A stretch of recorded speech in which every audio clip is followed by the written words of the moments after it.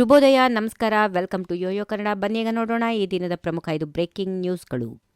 ಬೀದರ್ನಲ್ಲಿ ಗುತ್ತಿಗೆದಾರ ಸಚಿನ್ ಆತ್ಮಹತ್ಯೆ ಪ್ರಕರಣಕ್ಕೆ ಸಂಬಂಧಪಟ್ಟಂತೆ ಸಚಿವ ಪ್ರಿಯಾಂಕ್ ಖರ್ಗೆ ರಾಜೀನಾಮೆಗೆ ಬಿಜೆಪಿ ನಾಯಕರು ಆಗ್ರಹಿಸಿದ್ದಾರೆ.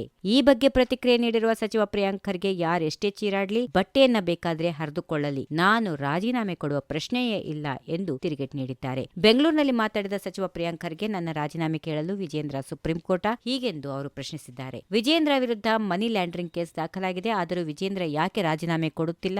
ಕಲಬುರಗಿ ಮುತ್ತಿಗೆ ಹಾಕಲು ಎಷ್ಟು ಜನ ಬರ್ತೀರಿ ಎಂದು ಮೊದಲೇ ಹೇಳಿಬಿಡಿ, ಅವರಿಗೆ ಟೀ ವ್ಯವಸ್ಥೆ ಮಾಡಿಸುತ್ತೇನೆ, ಇಲ್ಲದಿದ್ದರೆ ನೀರನ್ನೂ ಕೊಟ್ಟಿಲ್ಲ ಅಂತ ಪ್ರತಿಭಟನೆ ಮಾಡುತ್ತೀರಾ ಎಂದು ವಾಗ್ದಾಳಿ ನಡೆಸಿದರು.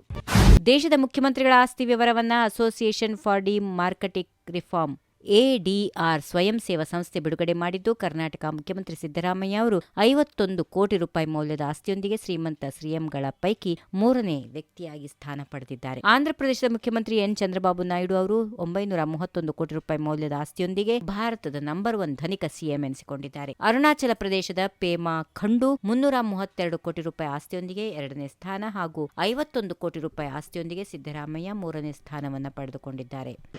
ಹೊಸ ವರ್ಷದ ಸಂಕ್ರಾಂತಿ ಹಬ್ಬದ ಬಳಿಕ ಜೆಡಿಎಸ್ಗೆ ನೂತನ ಸಾರಥಿ ನೇಮಿಸುವ ಬಗ್ಗೆ ಪಕ್ಷದಲ್ಲಿ ಚರ್ಚೆ ಆರಂಭವಾಗಿದೆ. ಪಕ್ಷದ ಯುವ ಘಟಕದ ರಾಜ್ಯಾಧ್ಯಕ್ಷ ನಿಖಿಲ್ ಕುಮಾರಸ್ವಾಮಿ ಹೆಸರು ರಾಜ್ಯಾಧ್ಯಕ್ಷ ಹುದ್ದೆಗೆ ಕೇಳಿ ಬರ್ತಾ ಇದೆ. ಹಾಲಿ ರಾಜ್ಯಾಧ್ಯಕ್ಷ ಆಗಿರುವ ಎಚ್ ಡಿ ಕುಮಾರಸ್ವಾಮಿ ಕೇಂದ್ರ ಸಚಿವ ಹುದ್ದೆ ಅಲಂಕರಿಸಿ ಬರೋಬ್ಬರಿ 6 ತಿಂಗಳಾಗಿದೆ. ಸಹಜವಾಗಿಯೇ ಪಕ್ಷದ ಸಂಘಟನೆ ಕೆಲಸಗಳು ದುರ್ಬಲಗೊಂಡಿವೆ. ಅವರ ಪರ ಪುತ್ರ ಹಾಗೂ ಪಕ್ಷದ ಯುವ ಘಟಕದ ರಾಜ್ಯಾಧ್ಯಕ್ಷ ನಿಖಿಲ್ ಕುಮಾರಸ್ವಾಮಿ ಪರೋಕ್ಷವಾಗಿ ಕೆಲವು ಜವಾಬ್ದಾರಿಗಳನ್ನು ನಿಭಾಯಿಸ್ತಾ ಇದ್ರು, ಅದು ಪೂರ್ಣ ಪ್ರಮಾಣದಲ್ಲಿ ಸಾಧ್ಯವಾಗ್ತಾ ಇಲ್ಲ. ಹೀಗಾಗಿ ನಿಖಿಲ್ ಕುಮಾರಸ್ವಾಮಿ ಅವರನ್ನೇ ರಾಜ್ಯಾಧ್ಯಕ್ಷರನ್ನಾಗಿ ನೇಮಿಸಿದ್ರೆ ಹೇಗೆ ಎಂಬುವ ಚರ್ಚೆ ಪಕ್ಷದ ಪಾಳೆಯದಲ್ಲಿ ನಡೆದಿದೆ ಎಂದು ತಿಳಿದು ಬಂದಿದೆ.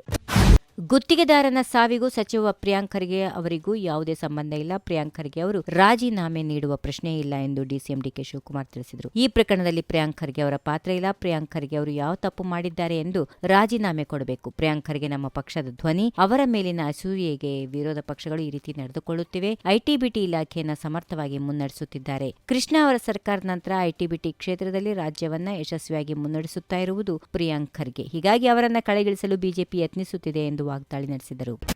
ಅಧಿವೇಶನದ ಬಳಿಕ ತಮ್ಮನ್ನು ಇಡೀ ರಾತ್ರಿ ಪೊಲೀಸರು ಅಮಾನವೀಯವಾಗಿ ನಡೆಸಿಕೊಂಡಿದ್ದು ತಮ್ಮ ಹಕ್ಕುಚ್ಯುತಿಯಾಗಿದೆ.